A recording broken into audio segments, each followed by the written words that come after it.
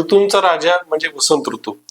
भगवान श्रीकृष्णाने देखील सांगितलेलं आहे की ऋतून माझी कुसुम करू वसंत तुम्ही, असं त्यांनी कृष्णाने वर्णन केलेलं आहे. त्याचप्रमाणे वसंत ऋतू हा साहित्यिकांना, कवींना एक मनाला आल्हाद देणारा आणि त्यांच्या साहित्याला नवीन पालवी फोडणारा असा एक ऋतू असतो. आणि आपण पण बघतो सृष्टीमध्ये हे वसंत ऋतूचं ज्यावेळेस आगमन होतं त्यावेळेस जुनी पानं जी असतात ती गळून त्यातनं नवीन पालवी झाडांना फुटते. अशा सुंदर असं झाडांचं दृश्य असं आपल्याला आपल्या नजरेला सगळं बघायला मिळतं.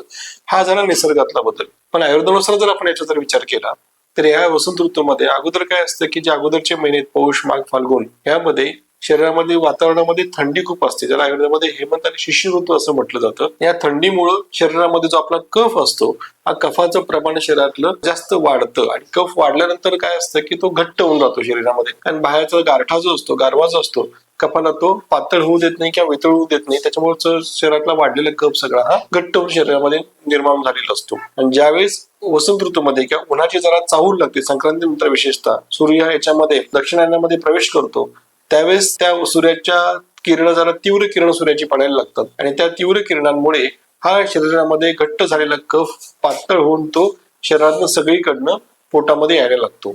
याला आयुर्वेदामध्ये शाखा कोष्ठ गती असं म्हटलं जातं. म्हणजे डोकं, हात, पाय आणि छाती सगळीकडे हा जमा झालेला घट्ट असा कफ पातळ होऊन आपल्या पोटाकडे यायला लागतो.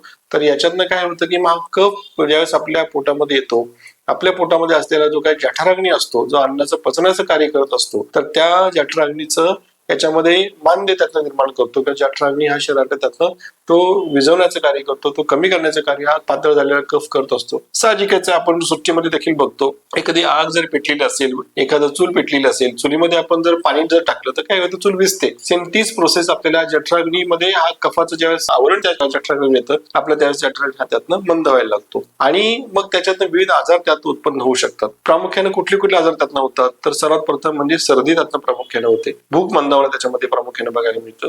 घसा धरणं, खोकला येणं, कफ होणं हे देखील आपल्याला याच्यामध्ये कफ पातळ झाल्यामुळे होणारे विविध आजारांमध्ये आपल्याला बघायला मिळतं. आणि ज्यांना मुळातच सर्दीचे, दम्याचे वगैरे त्रास आहेत अशा लोकांना त्या काळात थोडीशी ते अटॅक वाढण्याची शक्यता त्याच्यामध्ये जास्त असते. सर्दीचा आजार वाढण्याची शक्यता त्याच्यामध्ये जास्त असते. शिंका खूप यायला लागतात, डोक्याला जडपणा येतो, नाकाला सारखं पाणी होतं, असे त्यातनं विविध आपल्याला त्याच्यामध्ये आजार बघायला मिळतात. त्याच पद्धतीने थोडंसं कणकण येणं, थंडी ताप येणं असं देखील आपल्याला बघायला मिळतं.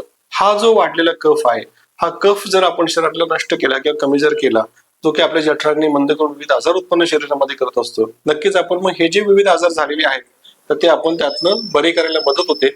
त्याचप्रमाणे एक प्रिव्हेंटिव्ह म्हणून म्हणजे आयुर्वेदामध्ये याच्यामध्ये आहे की ऋतू संधी याला म्हटलं जातं की ऋतू बदलतं त्या शरीरात होणारे जे बदल असतात ते आपल्याला टाळण्यासाठी आयुर्वेदामध्ये त्याच्या जो ऋतू सुरू होतो त्याच्या अगोदरच्या ऋतूमधला आहार क्रमाने कमी करत जाणं आणि पुढच्या ऋतूचा आहार हळूहळू सुरू करणं, या पद्धतीने आपण जर आहार सेवन जर सुरू केलं तर त्यातनं आपण ह्या ऋतूबदलामुळे होणारे विविध आजार देखील आपण टाळू शकतो. आता वसंत ऋतूमध्ये आपण काय बघितले, कफ शरीरातला प्रकोपित झालेला असतो आणि कफाचं प्रशमन करणारा आहार जर आपण याच्यामध्ये प्रामुख्याने बघितला तो म्हणजे थोडंसं वृक्ष अन्न घेणं, जसं की बाजरी असेल, ज्वारी असेल, नाचणी असेल, सातू असेल, याचा जर आपण आहारामध्ये जर वापर ह्या ऋतूमध्ये सुरुवात जर केली पण तर त्यातनं हा वाढलेला कफ त्यातनं सुकायला मदत होते आणि तो कफ सुकल्यामुळे होणारे विविध कफाचे आजार आपण त्यातनं टाळू शकतो. त्याचप्रमाणे फुटाणे वगैरे आपण बघतो तर फुटाणे देखील वृक्ष अन्न आयुर्वेदामध्ये वर्णन केलेलं आहे. फुटाणे जर थोडीशी खायला जर सुरू केले ते फुटाणे देखील शरीरातला हा वाढलेला अतिरिक्त कफ जो आहे तो सुकून त्यातनं कफाचे विविध आजार आपण नक्कीच त्यातनं टाळू शकतो. त्याचप्रमाणे आहारामध्ये विविध आयुष कल्पना आयुर्वेदामध्ये वर्णन केली आहे.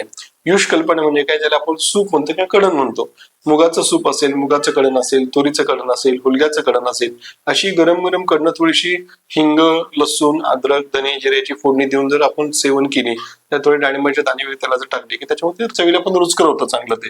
तर ही आयुष कल्पना ह्या ऋतूमध्ये जर आपण घेतली त्यातनं हा निर्माण झालेला कफ त्यातनं लवकर पचायला त्यातनं मदत होते आणि हा देखील आपल्याला एक चांगला आहारी पर्याय नक्कीच ठरू शकतो. त्याच पद्धतीने विविध जे कडधान्य असतात, डाळी असतात, याचा देखील ह्या ऋतूमध्ये नक्कीच चांगल्या पद्धतीने वापर करावा आणि ते देखील वृक्ष अन्न असल्यामुळे हा वाढलेला कफ त्यातनं शोषून घेऊन त्यातनं कफाचे आजार आपण टाळू शकतो. त्याचप्रमाणे आहारामध्ये थोडंसं तांदूळ भाजून केलेला भात असेल, त्यातनं वरचं पाणी काढून टाकणं असेल, फळभाज्या असतील, याचा जर आहारामध्ये वापर जर आपण केला नक्कीच आपल्याला हा पूरक आहार या ऋतूसाठी चांगला ठरू शकतो. आणि याच्यामध्ये असं आहे की थोडंसं धूपन वगैरे आपण जरा करावं, म्हणजे औषधी जी काही वनस्पती असतात त्यांचा धूर थोडासा, धूमपान आयुर्वेदामध्ये त्याला वर्णन केलेलं आहे.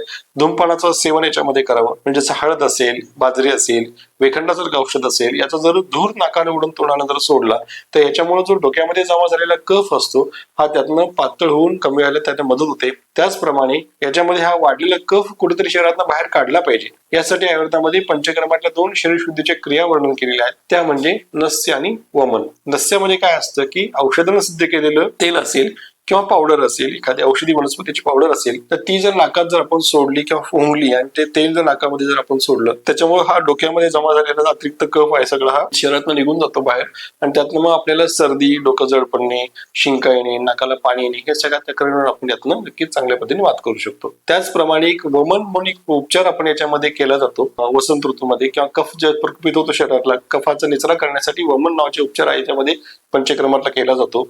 वमनामध्ये औषधाने सिद्ध केलेलं तूप किंवा साधं घरचं तूप रुग्णाच्या प्रकृतीनुसार, आजारानुसार रुग्णाला सेवन करायचा सल्ला दिला जातो आणि ते तुपामुळे शरीरामध्ये पसरलेला वाढलेला कफ आहे सगळा मऊ पडतो. त्याच पद्धतीने रुग्णाला स्नेहसून उपचार केले जातात, म्हणजे जेणेकरून त्याला हा वाढलेला कफ सगळा पातळून पोटाकडे यायला लागतो. नंतर त्याला ठराविक दिवसाच्या नंतर, विशेषतः तूप प्यायला सुरू केल्यानंतर शक्यतो 5व्या, 7व्या किंवा 9व्या दिवशी त्याला दवाखान्यामध्ये येऊन उलटीचं औषध देऊन शरीरातला वाढलेला सगळा कफ उलटीवाटी बाहेर काढला जातो. या सगळ्या प्रोसेसमुळे म्हणजे तूप पिणं, मॉलिश वापरणं याच्यामुळे जो कफ सगळा पोटामध्ये येतो आणि उलटीचं औषध ज्या दिवशी आपण दवाखान्यामध्ये रुग्णाला देऊ त्यावेळेस हा कफ सगळा हा उलटीवाटी बाहेर निघून जातो आणि त्यातनं फुफ्फुसांची शुद्धी, हृदयाची शुद्धी, मेंदूची शुद्धी, लिव्हर, किडनी, अग्न्याशय, पॅन्क्रियास, आतडे हे सगळ्यांची शुद्धी त्यातनं होत असते. जठराची शुद्धी त्यातनं चांगल्या पद्धतीने होत असते आणि ह्या वमनाचे इतके सुंदर परिणाम मिळतात. अक्षरशः जुनाट दमेच्या रुग्ण असतील ते, जुनाट खोकल्याचा त्रास असलेले रुग्ण असतील ते, त्या जुनाट सर्दीचा त्रास असे रुग्ण असतील ते, त्याच पद्धतीनं फुफ्फुसांचे विविध आजाराने त्रस्त असलेले रुग्ण, त्याच पद्धतीने हृदयामध्ये ज्यांना हृदयाचे आजार आहेत, विशेषतः हृदयाच्या रक्तवाहिन्या ब्लॉक होणं वगैरे असे जर काही नका कोणाला काही त्रास असेल अशा रुग्णांमध्ये देखील हा वमन हा चांगला परिणाम ठरू देणारा उपचार ठरू शकतो. आमचे अनेक रुग्ण, विशेष त्यांना थायरॉइडचा त्रास आहे, डायबिटीस सारखा त्रास आहे, थायरॉइडच्या रुग्णांमध्ये ते इतके सुंदर परिणाम वमनाचे मिळतात की त्यांचं वमनानंतर अनेक रुग्णांच्या थायरॉइडच्या गोळ्या देखील आमच्या बंद झालेल्या आहेत. आणि काही काही रुग्णांमध्ये की ज्यांना थायरॉइडला ज्यांना गाठी आलेल्या होत्या, त्या गाठींमुळे ज्यांना घशाचा गळ्याचा आकार मोठा होणं, बोलायला आवाज एकदम बसका चिरका वगैरे होणं आणि आवाज बसलेला असणं, असे रुग्ण जे होते त्यांना देखील या वमनातनं त्यांच्या गाठी देखील बसलेल्या आहेत आणि याचा क्लिनिकल डाटा देखील आम्ही आमच्याकडे मेंटेन ठेवलेला आहे प्रॉपर. ते इतके सुंदर परिणाम वमनाचे आपल्याला याच्यामध्ये मिळत असतात. या पद्धतीने आपल्या त्याच्यामध्ये एक शरीर शुद्धीची क्रिया एक वमन चांगली पर्याय ठरते. आणि औषधांमध्ये विशेषतः सीतोपलती चूर्ण असेल, तालीसादी चूर्ण असेल, सुदर्शन चूर्ण असेल, त्रिभुवनकीर्तीसारखी गोळी असेल, ही जर आपण थोडीशी पोटातून जर रुग्णाला द्यायला सुरुवात केली तर हा वाढलेला कफ त्यातनं लवकर पचून जातो. त्याचप्रमाणे या ऋतूमध्ये काय खाऊ नये, गोड, आंबट, खारट हे खाऊ नये, दिवसा झोपू नये.